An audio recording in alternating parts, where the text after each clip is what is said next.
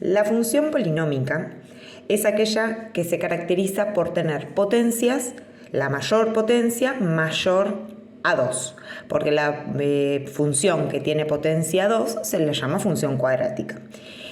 En la primera parte se encuentra la estructura de una función polinómica en donde n característica es que tiene que ser mayor a 2, porque si fuese 2, ¿qué sucedería? Es una función cuadrática. Entonces, la particularidad que tiene es que si el primer exponente es mayor a 2, los otros van a ir bajando hasta llegar al término independiente, que es el número que se encuentra solo, siempre y cuando la función esté completa y ordenada. En el primer ejemplo vamos a tener una función que tiene todas las potencias y están ordenadas de mayor a menor. Después, más adelante, vamos a ver otros ejemplos en los que faltan alguna potencia o no están ordenados. En este caso, al tener potencia 3, que es la potencia más alta de la función, eso determina cuántas raíces va a tener como máximo esta función. Esta función se caracteriza entonces por tener 3 raíces como máximo. Puede tener 2, puede tener 1 o no puede tener ninguna. Pero el máximo de raíces que puede tener es el exponente más alto de la función. Lo primero que vamos a calcular es la ordenada. Para determinar la ordenada, ¿qué es lo que se hace? Se reemplazan todas las x con 0. La estructura de la función queda igual, lo único que se hace es reemplazar, o sea, cambiar la x por un 0. Entonces, este menos se mantiene y se pone 0 al cubo más 6 por 0 al cuadrado. ¿Por qué por? Porque entre el número y la letra siempre hay una multiplicación y estamos cambiando la letra, o sea, la x, por un 0. Menos 11 por 0 más 6. Al hacer la cuenta, el resultado que nos va a dar siempre va a ser el término independiente. ¿Por qué? Porque aquellos términos que tienen al 0 se anulan. ¿Por qué se anulan? Porque al multiplicar por 0 se anula el término. Una vez que determinamos la ordenada, vamos a sacar las raíces. ¿En qué consiste sacar la raíz? Copiamos toda la función tal cual nos la dieron y la igualamos a 0. Cuando la función era del estilo cuadrática, que el x más alto era el cuadrado, usábamos la fórmula de la resolvente. Pero en este caso, como es una función polinómica y el exponente más alto es más grande que 2, no se puede usar la fórmula de la resolvente. Es por esa razón que vamos a usar lo que se dice, ven, para sacar las posibles raíces se utiliza el teorema de Gauss. ¿En qué consiste el teorema de Gauss? Hay que buscar los divisores positivos y negativos del término independiente, o sea, del número que no tiene x. Los divisores del 6 son el 1, el 2, el 3 y el 6. Los tenemos que considerar en positivo y en negativo, o sea, sería más menos 1, más menos 2, más menos 3 y más menos 6. Y por otro lado tenemos que sacar los divisores del término principal, o sea, del número que acompaña a la x de mayor exponente. En este caso sería más y menos 1, porque al haber un menos 1 delante de la x al cubo, los posibles divisores son más y menos 1. ¿Qué es lo que hay que hacer con los divisores de ambos? Acá este sería el teorema de Gauss. Los divisores del término independiente se van a dividir con los divisores del coeficiente principal. Y ahí vamos a obtener todos estos números. Si ustedes se fijan y agarramos el 1, ya sea en positivo o en negativo, y lo dividimos por 1, nos va a dar 1 en positivo y en negativo. Y así lo mismo con todos los números, el 2, el 3 y el 6. Y nos va a dar todas las opciones en positivo y en negativo. ¿Qué hacemos con estas opciones? Vamos eligiendo de a una y las vamos a ir reemplazando en la función original. Por ejemplo, yo elegí primero el menos 1, el que está circulito verde, y lo reemplacé en todas las x de la función original. Entonces hice toda la cuenta y al terminar de resolver toda la cuenta, que ustedes la pueden hacer directamente con la calculadora, les va a dar en este caso 22, lo cual vamos a determinar que ese no sirve el menos 1. ¿Por qué no sirve? Porque nosotros estamos buscando quién hace que se convierta toda la función en 0 para poder determinar una raíz. Al probar con menos 1 no nos sirvió, vamos a agarrar el 1, que es el reemplazo que yo hice en azul. Siempre el reemplazo se hace en la función original que me dieron como consigna, ¿en dónde? En todas las x. Una vez que agarro el 1, reemplazo en todas las x, hago la cuenta con la calculadora y nos da 0. Al darnos 0 podemos decir que el 1 sirve porque dio 0, entonces el 1 es la primera raíz, es lo que llamaríamos x1. Luego de encontrar ese término, vamos a hacer Ruffini con ese número. Acá adelante ponemos el número que nos dio 0, o sea, el 1 ese con el que reemplazamos. Y acá arriba vamos a poner los coeficientes de la función. Sería el -1, el 6, el -11 y el 6. Es muy importante que la función esté ordenada y completa. ¿Qué quiere decir que esté ordenada y completa? Que vayan las potencias de la mayor a la menor pasando por todas. Fíjense que acá va de la potencia 3 a la potencia 2, a la potencia 1 y a la potencia 0, que sería cuando la x no está. Una vez que yo aseguro que esté ordenado, ahí lo puedo reemplazar. Cuando lo reemplazo en Ruffini, empiezo a resolver. Para resolver Ruffini, lo primero que hacíamos era, el primer término baja exactamente igual. El -1 quedó igual, no lo cambié. Y luego voy a hacer el de adelante, el 1, ¿sí? 1 por -1 y pongo el resultado en la columna siguiente, en este caso abajo del 6. Y entre el 6 y el -1 voy a siempre sumar. 6 más -1 me da 5. Y nuevamente hago el mismo procedimiento. 1 por 5, 5 y el resultado en la columna que sigue. -11 más 5 me da -6. Y último paso, 1 por -6, -6, sumo y sí o sí me tiene que dar 0. ¿Por qué me tiene que dar 0? Porque nosotros usamos el 1, que era con el que al reemplazar en la x nos había dado 0. Recuerden que el 1 va a ser la primera raíz, a la cual vamos a llamar x1. Le vamos a poner acá x1. Esa es nuestra primera raíz, porque es la que obtuvimos primero. Recordando la función, ¿sí? Recordamos que teníamos este tipo de función. La potencia más alta era 3, lo cual le habíamos dicho que tiene como máximo 3 raíces. Nosotros acá encontramos una sola.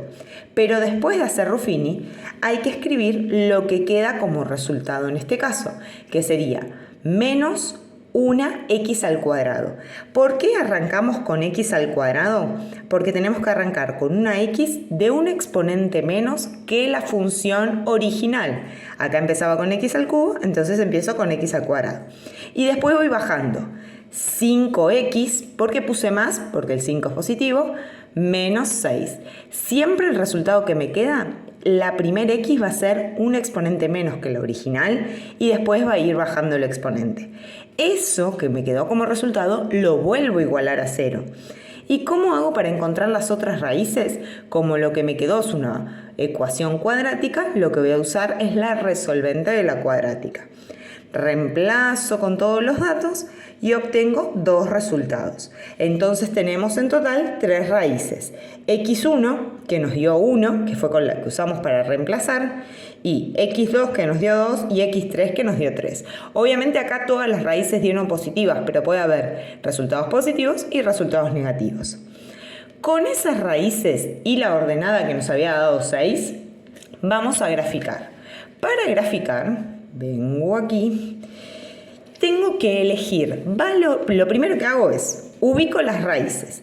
Las raíces dijimos que eran 1, 2 y 3. Yo lo que hice fue marcarlas sobre el eje X. Una vez que las marqué, tengo que buscar un número que esté anterior al 1. Por ejemplo, en este caso, el 0. ¿Qué hago con ese número que elijo? Lo reemplazo en la función original. Acuérdense que esta era la función. ¿Qué hice? Puse el 0 en todas las x y me dio un resultado. Después tengo que elegir un número que esté entre el 1 y el 2, o sea, entre medio de las raíces. Entonces ahí elegí el 1,5. Lo volví a reemplazar en todas las x y me dio la solución. Obviamente la solución la obtienen a partir de la calculadora, no hace falta hacer paso por paso. Luego tengo que buscar un número que esté entre medio del 2 y el 3. En ese caso elegí el 2,5 y hago el mismo procedimiento de reemplazar y me dio el resultado. Y por último tengo que elegir un número que esté del otro lado de la última raíz, en este caso elegí al 4 y también volví a reemplazar. Es muy importante que reemplacen con valores intermedios, o sea, anterior a la primera raíz, entre medio de la primera y la segunda, entre medio de la segunda y la tercera y luego de la última raíz. ¿Para qué hacemos esos reemplazos? Para después poder graficar. En este caso dice, cuando elegimos el 0 de la x, nos dio 6 de la y. Esto quiere decir, vengo al 0 de la x y subo hasta el 6 de la y. Ahí me dio ese punto. Después, cuando elegí el 1,5, tengo que ir a menos 0,3. Entonces, el 1,5 es aproximadamente por acá al medio. Y menos 0,3 es acá abajo. Después elegimos el 2,5 y nos dio 0,3 positivo. Entonces, vengo al 2,5 y voy al 0,3 positivo. Es muy poquitito para arriba, es antes del 1 y antes del menos 1.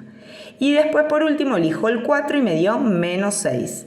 Entonces, voy al 4 y bajo hasta menos 6. El número que elegimos, el que se encuentra aquí adentro, es el de la X, por eso voy al 4 de la X. Y el resultado es lo que bajo o lo que subo. Una vez que marqué todos los puntos, voy a unir los puntos de izquierda a derecha.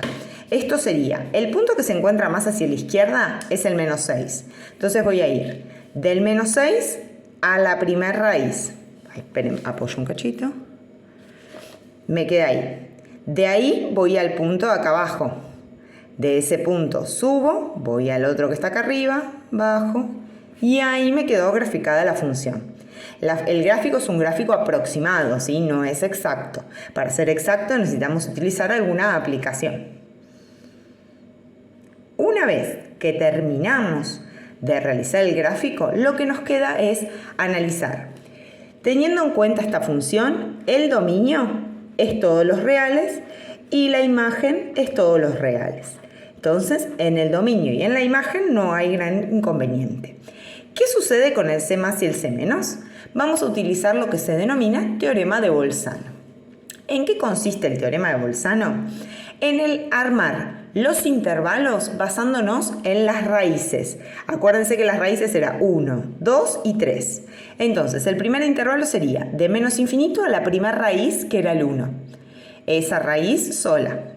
De la primera raíz a la segunda, o sea, del 1 al 2. El 2 solo. Del 2 al 3 sería de la segunda a la tercera raíz, el 3 solo y por último del 3 al infinito. Siempre el cuadro del teorema de Bolzano empieza en menos infinito y termina en infinito pasando por todas las raíces de forma ordenada. No puedo pasar por las raíces de forma desordenada. Por eso es importante indicar quién es la primera, quién es la segunda y quién es la tercera según el orden en que aparece en una recta numérica, obviamente. Luego, hay que elegir un número que pertenezca a cada intervalo. Para eso vamos a utilizar los mismos números que usamos antes. Antes de menos infinito al 1, o sea, antes del 1, elijo al 0. ¿Qué signo me dio? A mí me interesa si es positivo o negativo. Como en este caso me dio 6, sabemos que para el 0 nos dio positivo. Luego, entre el 1 y el 2, podemos elegir al 1,5 que nos dio negativo. Solo nos interesa el signo. Del 2 al 3 al 2,5 que nos dio positivo y del 3 al infinito al 4 que nos dio negativo. Todo basándonos en lo que hicimos previamente. A partir de esa tabla vamos a poder determinar que el conjunto de positividad y el conjunto de negatividad van a ser aquellos paréntesis en donde nos dio positivo ese conjunto de positividad y negativo el conjunto de negatividad. El conjunto de positividad sería siempre de izquierda a derecha, ¿no? De menos infinito a 1, de menos infinito a 1, unión del 2 al 3. Entonces ahí nos quedó que el conjunto de positividad van a ser los dos paréntesis donde el resultado nos dio positivo. Y el conjunto de negatividad obviamente van a ser los dos donde nos dio negativo. Siempre primero el primer paréntesis que aparece, porque es de izquierda a derecha, con una unión en el medio. Sería del 1 al 2 y del 3 a infinito, con la unión en el medio.